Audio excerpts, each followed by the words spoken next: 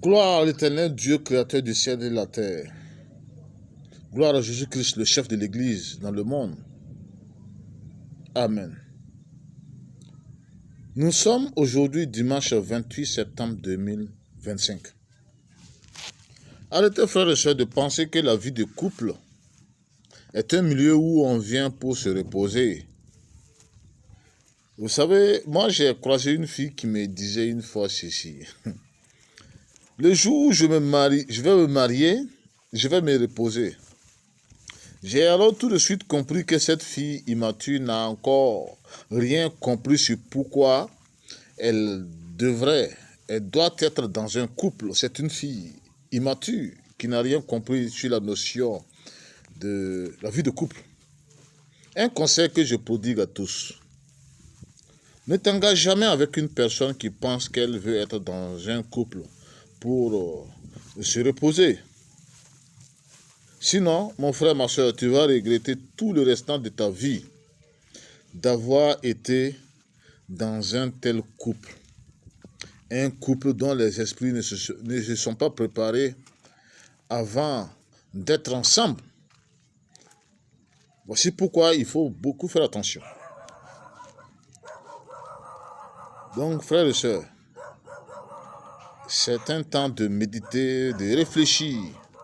Est-ce que tu es prêt à supporter les temps difficiles? Est-ce que tu es prêt à affronter les dangers comme ce chien qui aboie devant moi? Est-ce que tu es cette chienne plutôt qui aboie devant moi? Si tu n'es pas encore prête, si tu n'as pas préparé ton esprit à affronter les épreuves, ne t'engage pas. Sinon, ta nourriture sera le regret, la dépression, les angoisses quotidiennes. Nous sommes dans un temps où beaucoup de gens ont cette envie d'être en couple, mais est-ce que les esprits se sont préparés à rentrer dans le couple? Voici une question qu'il faut se poser. Maintenant, réfléchis un peu sur pourquoi Dieu avait dit dans Genèse 2, 18 ceci, qu'il ferait une aide à l'homme. Vous savez, tant que ta partenaire ou ton partenaire n'aura pas saisi le sens profond de cette déclaration divine, il ne faut jamais, au grand jamais, commettre l'erreur de t'engager les yeux fermés dans ce couple. Sinon, tu ne seras pas en mesure, tu ne pourras pas mesurer le poids tu ne seras pas en mesure de supporter ce qui t'attend et tu ne pourras pas mesurer le poids de ton mauvais choix. Ce sera un regret que tu ne pourras expliquer aux gens autour de toi.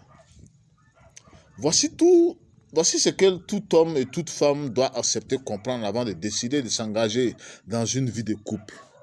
C'est très important. La vie de couple n'est pas un milieu de repos, comme le pensent certaines personnes avec un esprit enfantin. Ces personnes immatures. La vie de couple est plutôt un engagement à se préparer à rentrer, à traverser les problèmes ensemble. C'est un milieu où on est totalement privé de sa liberté, de sa pleine liberté, sa liberté individuelle. C'est un milieu où tu dois comprendre qu'il faut se donner les coups de main chaque jour, jusqu'à ce que la mort vous sépare, pour surmonter chaque difficulté quotidienne qui vont certainement sans doute se présenter à vous. Ces difficultés quotidiennes qui vont traverser votre couple. Voici pourquoi Dieu a dit qu'il ou elle sera l'aide de l'autre. Il faut se dire qu'il est de ta responsabilité d'aider l'autre à surmonter, à grandir, à surmonter ces difficultés émotionnelles, physiques et spirituelles. Tous ces couples, dès le départ, qui n'ont pas compris ces choses, se retrouvent le plus souvent dans des disputes qui finissent par aboutir dans le divorce. Madame, si tu penses que c'est à l'homme de tout faire pour te rendre heureuse, comprends que tu seras la femme la plus malheureuse et la femme maudite devant Dieu.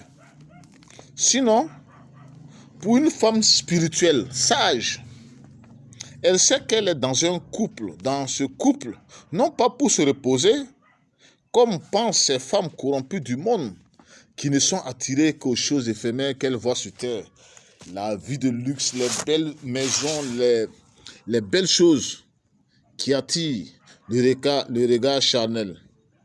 Mais plutôt, elle comprend qu'elle est plutôt là pour aider son homme, qui fournit beaucoup d'efforts à demeurer debout, droit devant son Créateur, devant son Seigneur, devant Dieu. Vous savez, ce genre de femme qui comprend très bien cela, au lieu de passer tout son temps à dormir ou à aller faire le tour à la plage, dans une piscine ou dans un lieu de loisirs pour se distraire, cette femme, lorsqu'elle n'a aucune occupation ménagère, elle va passer son temps, elle va passer ce temps libre à prier son Dieu, à supplier le Seigneur de soutenir et de veiller sur son époux, auprès duquel Dieu lui a placé pour l'aider. Mesdames, vous savez, vos maris souffrent et meurent très tôt. Pourquoi? Tout simplement parce que vous pensez que le foyer est un lieu où vous allez rentrer pour vous reposer. Et c'est vous qui aimez imposer des commandements. C'est vous qui voulez imposer votre liberté individuelle, qui font souffrir vos hommes. Voici pourquoi la plupart de vos hommes meurent très tôt. Vous savez, il y a des femmes, surtout celles qui pensent que le couple est un lieu de se reposer pour elles. Mais même quand l'homme éprouve un désir intime, un désir sexuel, il faut que l'homme supplie beaucoup. Il faut que l'homme fasse beaucoup de dépenses avant de pouvoir avoir accès au rapport intime avec sa femme. Pourtant, ce plaisir devrait être bien coordonné, bien entendu. C'est quelque chose qu'on ne devait pas avec vos caprices. Vous devrez enlever vos caprices quand il s'agit de votre intimité. Vous savez, ces femmes immatures sont des servantes du diable dans le couple, qui plongent leur mari dans une dépression aiguë. Voici pourquoi certains hommes meurent vite.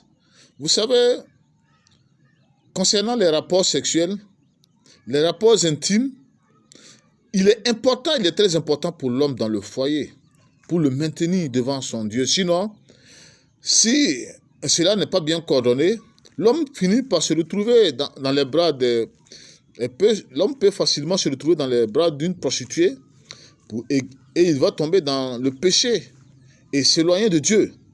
Sarah a été un aide d'Abraham, jour et nuit.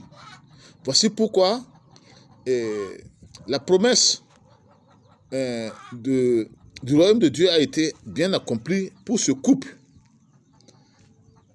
Donc, mon frère, ma soeur, il est très important de méditer sur ce sujet et de ne pas marcher aveuglément, sinon, et de ne pas t'engager aveuglément dans un couple où l'autre n'est pas prêt à comprendre quelle est sa mission auprès de l'autre, auprès de son partenaire ou de sa partenaire, et de l'aider à marcher droit, à marcher dans la droiture pour atteindre le royaume de Dieu. Le but du mariage, c'est d'aider l'homme ou vice-versa à marcher droit et à pouvoir surmonter même quand la tentation arrive. Mais quand cela n'est pas bien coordonné, le péché vient s'emparer et votre couple se trouve dans